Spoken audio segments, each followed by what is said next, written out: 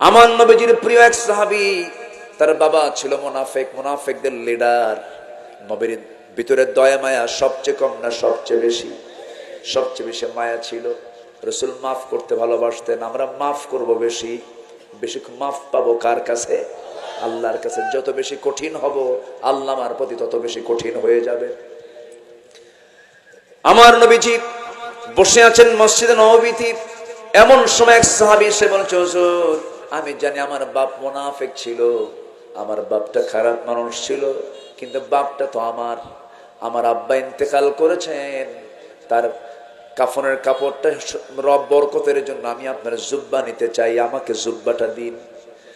নবীজি করলেন কি, কোনো কথা না বলে সাহাবীর আবদারকে তিনি প্রত্যাখ্যান না করে মুনাফিকের জন্য তার নিজের জুব্বা পর্যন্ত দিয়ে দিলেন। নবীর গায়ের জুব্বার বরকত আছে না নাই? আসতে বলবেন না, আছে না নাই? বিশাল ব্যাপার। কিন্তু জুব্বা তাকে দিয়ে দিলেন, যাও তোমার আব্বাকে পরিয়ে দাও কাফনের কাপড়। কিছুক্ষণ পর এসে বলছে, হুজুর আমি জানি এই প্রস্তাব না আপনার কাছে দেওয়া কেমন হয়, আমার বাপ খারাপ মানুষ ছিল, কিন্তু বাপটা তো আমার। হুজুর দয়া করে যদি জানাজাটা পড়ায়া দিতেন। আমার নবীজি বলেন, যাও তোমার বাবার জানাজাও পড়াবো, যাও। আল্লাহু আকবার। নবীর মায়াটা কত! ইরহাম তুরহাম, দয়া করবেন দয়া পাবেন, কঠোর হবেন আল্লাহ কঠোরতা করবেন আপনার উপরে।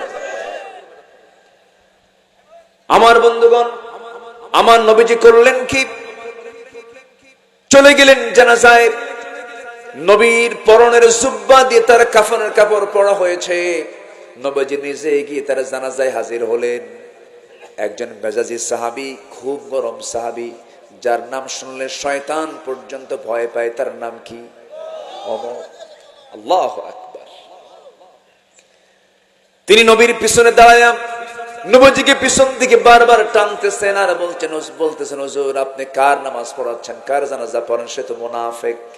রাসূল বলছেন, ওমর আমাকে বাধা দিও না, জানাজা পড়ায়া যাই। রাসূল জানাজা পড়ালেন।